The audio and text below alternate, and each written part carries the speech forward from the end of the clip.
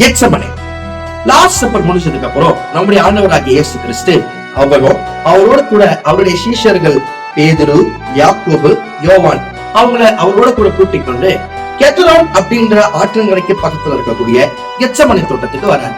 அந்த தோட்டத்துக்கு வந்த உடனே அவங்க சீஷர் கிட்ட நீங்க சோதனைக்கு உட்படாது இருக்கும்படி விழித்திருந்து ஜெபம் பண்ணுங்கன்னு சொல்லிட்டு ஒரு கல்லறிகிற தூரம் தள்ளி போய் அவர் ஜெபம் பண்றாரு.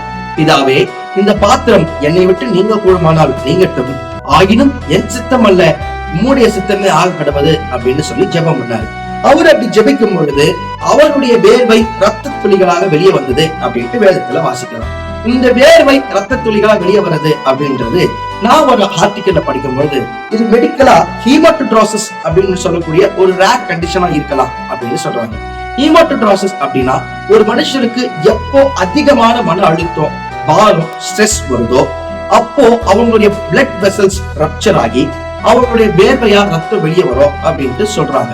அப்போ ஆண்டவர் இதோ உலகத்தின் பாவத்தை சுமந்து தீர்க்கிற தேவ ஆட்டுக்குட்டின்னு சொன்னது போல நம்முடைய பாவங்கள் இதெல்லாம் அவருக்கு பாரமா மிக அழுத்தமானது காரணத்தினால அவர் இவ்வளவு பாரத்தை, இவ்வளவு வேதனைய, இவ்வளவு பாடுகளை அவர் சகிச்சார்.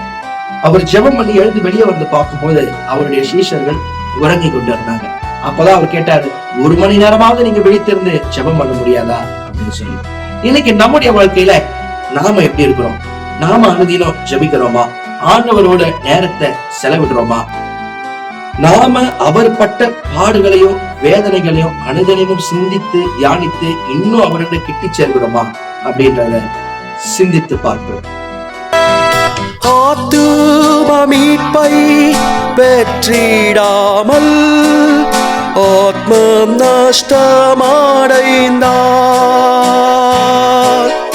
லோகம் முழுவதும் ஆதாயமாக்கியும் லாபம் ஒன்றும் இல்லையே.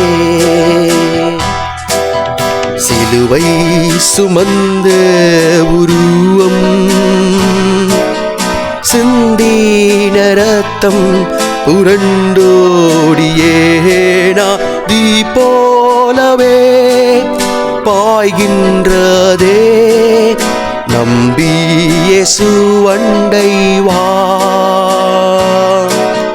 நம்பி இயேசு அண்டை வா.